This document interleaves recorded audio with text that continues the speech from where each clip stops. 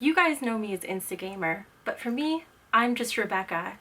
If I could go back 10 years ago and give myself advice, there are so many things I would say. 10 years ago, you were 19 years old. You had just transferred colleges, you were working full-time and going to school full-time. You're just about to get into the first relationship of your life. What advice do I have to give you? Hold on, girl, now wait just a minute. I've got something to say, you should hear it. Oh, You're in college right now and you're concerned that you don't know what you want to do for the rest of your life. Don't worry, 10 years from now, you're still not gonna know. let's just break it. And everything turns out okay. That perfect 4.0 GPA that you give up your social life for in college, it's worth it.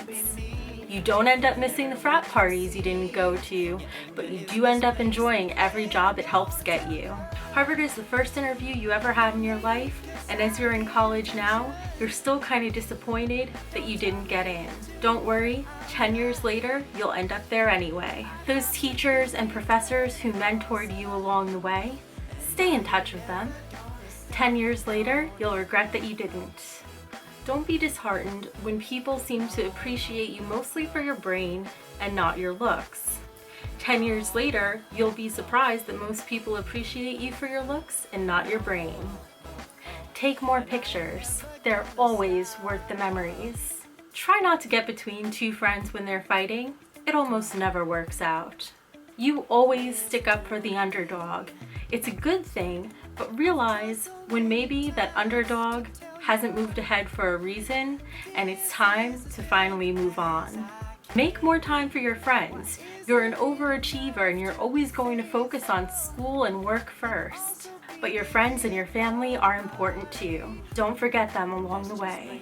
So if at 19 you were in college and working full-time and going to school full-time, where did you end up now? Well, you're still single, but you kind of like it that way. You even modeled for a bit and learned that sometimes even when you don't think you're beautiful, other people can still see that beauty in you.